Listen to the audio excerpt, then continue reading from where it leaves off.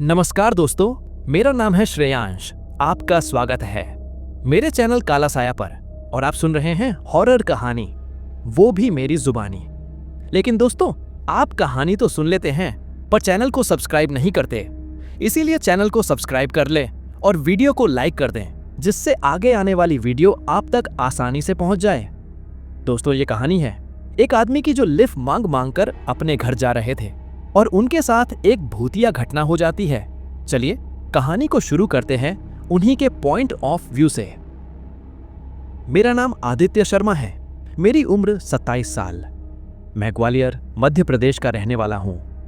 मेरा छोटा सा घर दीनदयाल नगर की गलियों में है। पापा की नौकरी रेलवे में थी पर अब रिटायर हो चुके हैं। माँ घर संभालती हैं। मेरे छोटे भाई बहन की पढ़ाई अभी चल रही है। मैं खुद भोपाल में एक प्राइवेट कंपनी में काम करता था, लेकिन अचानक कंपनी बंद हो गई और मुझे वापस ग्वालियर लौटना पड़ा। जेब में पैसे कम थे, इसलिए ट्रेनों और बसों से सफर करना मुश्किल हो रहा था।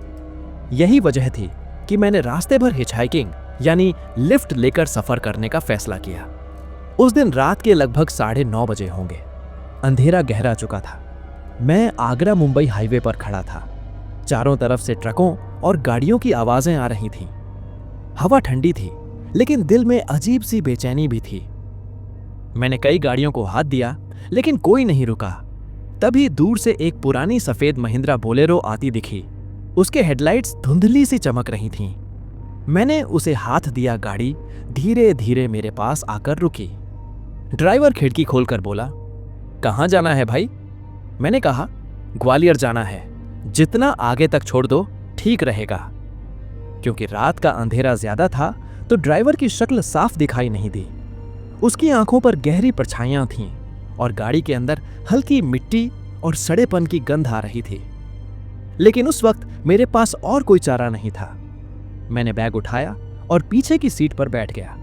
गाड़ी जैसे ही आगे बढ़ी, मेरे कानों में एक अजीब सी फुसफुसाहट सुनाई दी, जैसे कोई मेरा नाम पुकार रहा हो। मैंने चौंक कर पीछे देखा। गाड़ी में हम दोनों के अलावा कोई नहीं था, लेकिन दिल जोर से धड़कने लगा। क्योंकि मुझे घर जाने की ज्यादा टेंशन थी, तो मैंने सोचा शायद मेरे दिमाग का वहम हो। मगर अगले ही पल ड्राइवर ने अजीब सी मुस्कान के साथ कहा, "तुम्हारा घर दीनदयाल नगर में है ना भाई?" मेरे पूरे शरीर में सिहरन दौड़ गई। मैंने उससे अपना नाम या पता बताया ही नहीं था। मैं गाड़ी के बाहर झांका। गाड़ी हाईवे पर तेजी से दौड़ रही थी। बाहर अंधेरे में बस स्ट्रीट लाइट्स की पीली रोशनी और कभी कभार गुजरते ट्रकों की गड़गड़ाहट सुनाई दे रही थी। बोलेरो का ड्राइवर अब भी बिना कुछ बोले गाड़ी चला रहा था, लेकिन अब मेरे मन में सवालों की बाढ़ थी। उसने मेरा नाम और पता कैसे जाना? मैंने धीरे से कहा, "भाई साहब, आपने मेरा घर कैसे पहचान लिया?" उसने मेरी तरफ बिना देखे जवाब दिया, "सफर में बहुत से लोग मिलते हैं, कुछ चेहरे याद रह जाते हैं।" उसकी आवाज इतनी ठंडी थी कि मेरी रीढ़ की हड्डी तक सिहर गई। मैंने यह सोचकर कि बहुत से लोगों को इतना अनुभव होता है कि वह चेहरे की गंभीरता देखकर पता लगा लेते हैं, इसीलिए मैं इस बात पर ज्यादा ध्यान नहीं दिया और खिड़की से बाहर देखने लगा। चारों तरफ वीरानी थी। हाईवे पर भीड़ कम हो चुकी थी। तभी मेरी नजर गाड़ी के डैशबोर्ड पर पड़ी। वहां देखकर मेरा दिल और तेजी धड़कने लगा। मैंने वहां देखा एक टूटी हुई तस्वीर रखी थी। तस्वीर में एक औरत और एक छोटा बच्चा थे। दोनों के चेहरे अजीब ढंग से धुंधले और जले हुए लग रहे थे। मैंने हिम्मत करके पूछा, "भैया, ये कौन है?" ड्राइवर ने पहली बार मेरी आंखों में देखा। उसकी आंखें लाल चमक रही थीं। वह बोला, "मेरे अपने, लेकिन अब साथ नहीं है।" इतना कहकर उसने गाड़ी की रफ्तार और बढ़ा दी। अगले ही पल इंजन की घर्र घर्र आवाज और तेज हो गई। मेरे सीने में धड़कन इतनी तेज हो गई थी जैसे अभी बाहर छलांग लगा जाएगी। थोड़ी ही दूर बाद गाड़ी एक सुनसान मोड़ पर मुड़ गई। मैंने खिड़की से बाहर देखा। सड़क अब हाईवे जैसी नहीं लग रही थी। दोनों तरफ ऊंचे ऊंचे पेड़ थे और चारों तरफ गहरी धुंध फैली हुई थी। मैंने घबराकर कहा, "यह कौन सा रास्ता है? ग्वालियर तो सीधा हाईवे से जाता है।" ड्राइवर की आवाज आई, "सीधा रास्ता हर किसी के लिए नहीं होता आदित्य।" यह सुनकर मेरे हाथ पैर ठंडे पड़ गए, क्योंकि मैं अभी भी उसे अपना नाम नहीं बताया था। पर उसे मेरा नाम कैसे पता था? तभी अचानक मुझे फिर वही फुसफुसाहट सुनाई दी, भागो वरना देर हो जाएगी। मैंने झटके से पीछे देखा। पिछली सीट खाली थी, लेकिन धुंधले शीशे में मुझे ऐसा लगा जैसे कोई औरत लाल साड़ी पहने बैठी हो और उसकी आंखें मेरी तरफ टिकी हों। गाड़ी अब और तेज दौड़ रही थी। मेरे पास दो ही रास्ते थे, या तो चुपचाप बैठकर सफर सहूं या फिर किसी तरह दरवाजा खोलकर कूद जाऊं। तभी मैंने बाहर देखा तो सड़क टूटी फूटी थी। बाहर घना जंगल और भीतर अजीब सी खामोशी थी। मेरे कानों में बस इंजन की घर्राहट और दिल की धड़कन सुनाई दे रही थी। तभी मैं ड्राइवर की तरफ देखा। वो स्टीयरिंग पकड़े सीधा सड़क की तरफ देख रहा था। मैं गाड़ी से बाहर कूदने वाला था। मैं धीरे धीरे दरवाजे का हैंडल पकड़ने लगा। मन में यही था कि जैसे ही मौका मिले कूद जाऊं। लेकिन तभी ड्राइवर बोला, दरवाजा मत खोलना वरना वो आ जाएगी। उसकी बात सुनकर मेरा पूरा शरीर सुन्न पड़ गया। मेरे हाथ एकदम जम से गए। उसने बिना मेरी तरफ देखे ये कैसे जान लिया कि मैं दरवाजा खोलने की कोशिश कर रहा था? मैंने डरते हुए पूछा, कौन आ जाएगी? ड्राइवर ने मुस्कुराकर शीशे की तरफ इशारा किया। मैंने खिड़की से बाहर देखा, लेकिन खिड़की के बाहर देखते ही मैं इतना डर गया कि मेरा दिमाग भी काम नहीं कर रहा था। बाहर धुंध के बीच पेड़ों के बीच से कोई लाल रंग की परछाई गाड़ी के साथ साथ भाग रही थी। उसके लंबे बाल हवा में उड़ रहे थे और आंखें जलती अंगारों जैसी चमक रही थीं। मेरे मुंह से आवाज तक नहीं निकली। ड्राइवर ने कहा, वो मेरी पत्नी है और बच्चा भी साथ है। दोनों को मैंने ही मारा था। उसकी आवाज अचानक भारी और गूंजदार हो गई। अब वो हर उस मुसाफिर को ढूंढती है जो मेरे साथ सफर करता है। उसके इतना कहते ही गाड़ी का रेडियो अपने आप चालू हो गया। उसमें से पुराने जमाने का गाना बजने लगा, लेकिन बीच बीच में उसी औरत की चीखें सुनाई दे रही थीं। मैंने घबराकर बैग से अपनी टॉर्च निकाली और जलाने की कोशिश की। रोशनी ज्यों ही फैली, मुझे सामने की विंडशील्ड पर खून से लिखा दिखाई दिया, आदित्य अब तेरी बारी है। मेरे पूरे शरीर में पसीना बहने लगा। मैंने चिल्लाकर कहा, रुको गाड़ी, मुझे उतरना है। ड्राइवर ने मेरी तरफ देखा। उसके चेहरे की खाल आधी जली हुई थी और होंठों से खून रिस रहा था। वह बोला, अब तुम नहीं उतर सकते, सफर अधूरा नहीं छोड़ सकते। लेकिन गाड़ी अचानक झटके से रुक गई। बाहर वही लाल साड़ी वाली औरत खड़ी थी। उसके हाथ में एक छोटे बच्चे की टूटी हुई गुड़िया थी। उसने धीरे धीरे गाड़ी का दरवाजा खोलना शुरू किया, लेकिन दरवाजा खुद ब खुद चरमराहट के साथ खुला। ठंडी हवा का झोंका भीतर घुसा और साथ ही मिट्टी और जलने की बदबू और तेज हो गई। वह औरत लाल साड़ी में खड़ी थी। उसका चेहरा आधा जला हुआ, आंखें अंगारे जैसी लाल। उसके होठों पर हल्की सी मुस्कान थी, लेकिन उस मुस्कान में मौत छिपी हुई थी। यह देखकर मेरे पैरों ने जैसे साथ छोड़ दिया। मैं सीट पर जम सा गया। वह धीरे धीरे झुककर बोलेरो के भीतर झांकने लगी। उसकी लंबी उंगलियां दरवाजे की चौखट पकड़ चुकी थीं। बच्चे की टूटी हुई गुड़िया उसके हाथ में थी और जैसे ही हवा चली, उस गुड़िया से अजीब सी हंसी की आवाज आई। मैंने कांपती आवाज में कहा, तुम कौन हो? औरत की गर्दन टेढ़ी होकर मेरी तरफ मुड़ी। उसकी आवाज इतनी भारी और धीमी थी कि कानों में सीधे गूंज गई।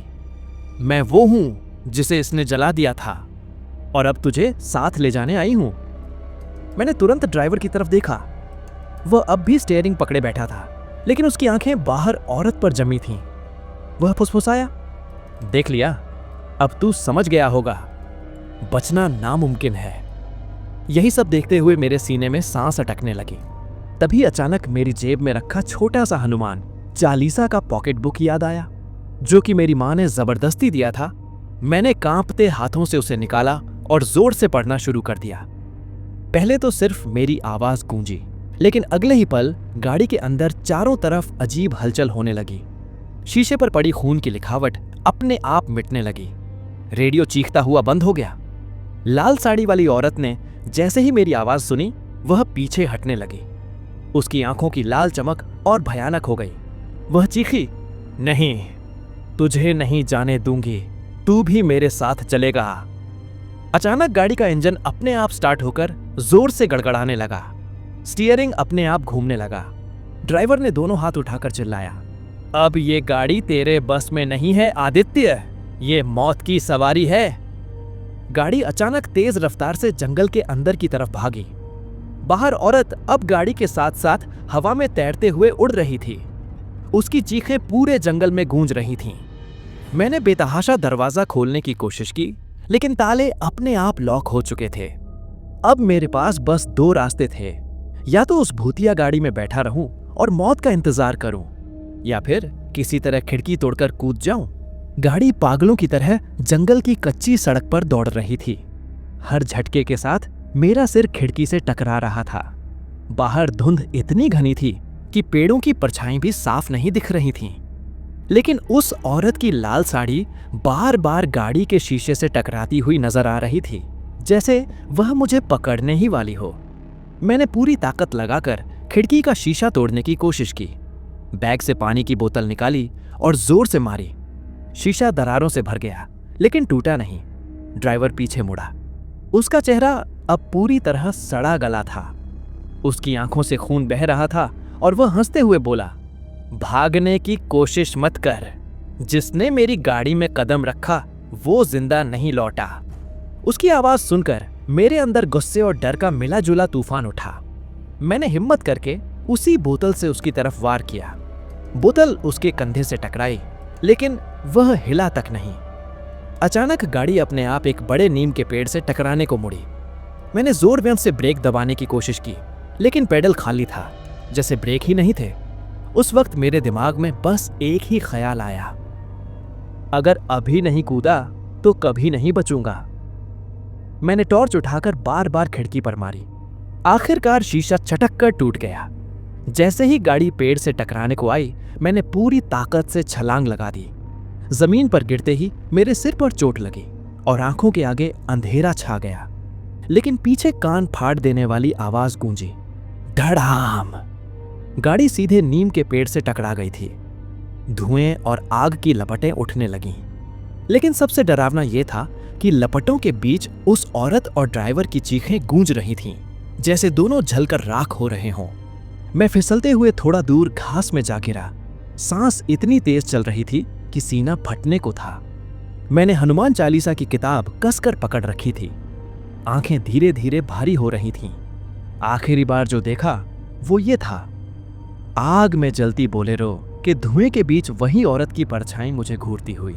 और फिर मैं बेहोश हो गया। जब मुझे होश आया तब हल्की सी रोशनी आंखों पर पड़ी। सिर भारी लग रहा था और पूरा शरीर दर्द से टूटा हुआ। धीरे धीरे आंखें खोलीं तो देखा मैं किसी छोटे से कमरे में लेटा था।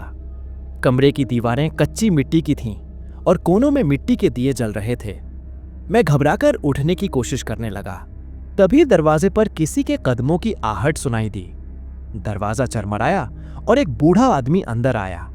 उसके हाथ में लाठी थी और माथे पर सफेद कपड़ा बंधा हुआ। उसने गहरी आवाज में कहा, होश आ गया बेटा, तू किस्मत वाला है जो बच गया। मैंने हैरानी से पूछा, ये जगह कहाँ है? मैं यहाँ कैसे आया? बूढ़ा पास बैठ गया। फिर बोला, मेरा नाम हरिनारायण है। ये जंगल के किनारे मेरा घर है। रात को मैंने बाहर धमाके और चीखें सुनी। जब गया तो तू बेहोश पड़ा मिला। उस बूढ़े आदमी की बात सुनकर मेरे सीने में धड़कन तेज हो गई। मैं हकलाते हुए बोला, वो बोलेरो, गाड़ी, औरत। मेरे इतना बोलते ही उस बूढ़े का चेहरा अचानक गंभीर हो गया। उसने आंखें झुका लीं और धीरे धीरे कहा, तूने भी उसे देख लिया? मैंने घबराकर कहा, किससे? वह बोला, लाल साड़ी वाली औरत, वो और उसका बच्चा सालों पहले इसी सड़क पर मारे गए थे। कहते हैं उसके शौहर ने ही उन्हें जिंदा जला दिया और गाड़ी समेत पेड़ से टकरा मरा। तब से आधी रात को जो भी मुसाफिर अकेला मिलता है उसे अपनी गाड़ी में बैठा लेता है। फिर वो मुसाफिर कभी कोई नहीं लौटता। उस बूढ़े बात सुनकर मेरे पूरे शरीर में सिहरन दौड़ गई। मैं कांपते हुए बोला, लेकिन मैं तो बच गया हूं। बूढ़ा धीमे स्वर में बोला, शायद तेरे पास मां की दी हुई किताब थी, वरना तू भी आज जिंदा ना होता। मेरे मन में हल्की राहत आई, लेकिन तभी अचानक दरवाजा अपने आप बंद हो गया। हवा का तेज झोंका आया और दियों की लौ कांपने लगी। बूढ़े की आंखें डर से फैल गईं। वह कांपते स्वर में बोला, नहीं, ये यहां तक पहुंच गई। तभी उस बूढ़े आदमी ने राख उठाई और उस राख को चारों तरफ मंत्र बोलते हुए बोला। फिर वो औरत गायब हो गई। माँ और बूढ़ा आदमी सुबह होने का इंतजार करने लगे और पूरी रात बैठे रहे। करीब 2-3 घंटे बाद उजाला हुआ सूरज की पहली किरणें के साथ चिड़ियों की चहचहाट सुनाई देने लगी। मैं सुबह होते ही वहां से पास के डॉक्टर के पास पहुंचकर अपने घाव में पट्टी कराई और फिर अपने घर की तरफ निकल गया। मेरे मन में यही सब सवाल चल रहे थे।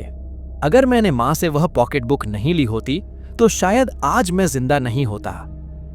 सच ही कहती है, दुनिया की मां अपने बच्चों को हमेशा सुरक्षा देती है, फिर चाहे वो साथ हो या ना हो, लेकिन फिर भी वो साथ होती है।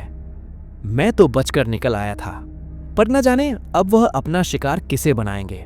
आज भी उसे रास्ते पर आए दिन घटना सुनने को मिलती रहती है, पर मैं उसे दिन के बाद से कभी उसे रास्ते से नहीं गया। आज मैं जिंदा था तो सिर्फ अपनी मां की वजह से। दोस्तों, यह कहानी आपको कैसी लगी कमेंट बॉक्स में कमेंट करके जरूर बताएं। साथ ही अपना नाम और पता कमेंट में लिख दें, जिससे मुझे पता चले कि आप कहां से कहानी सुनते हैं और मैं आपका नाम अगली वीडियो में ले सकूं। दोस्तों, अगर आपने इस चैनल को अभी तक सब्सक्राइब नहीं किया तो सब्सक्राइब कर दें और वीडियो को लाइक कर दें, जिससे मैं इसी तरह की कहानियां आप तक पहुंचाता रहूं। मेरे चैनल पर इसी तरह की और भी दिलचस्प कहानियां हैं, उन्हें भी जाकर जरूर सुनें। मुझे और इस कहानी को यहां तक सुनने के लिए आपका बहुत बहुत धन्यवाद। चलिए हम उन लोगों के नाम लेता हूं जिन्होंने पिछली स्टोरी सुनकर अपना नाम और जगह बताई थी। तो सबसे पहले हैं अमित सोनी गुजरात से, प्रदीप जोशी कानपुर से, महेंद्र चौधरी मध्य प्रदेश कनकपुर से, राजेश जोशी है यूपी मिर्जापुर से, सूरज चौधरी है मध्य प्रदेश कनकपुर से, ऐश्वर्या है असम से और सबसे लास्ट में नितिन चौधरी मध्य प्रदेश कनकपुर से।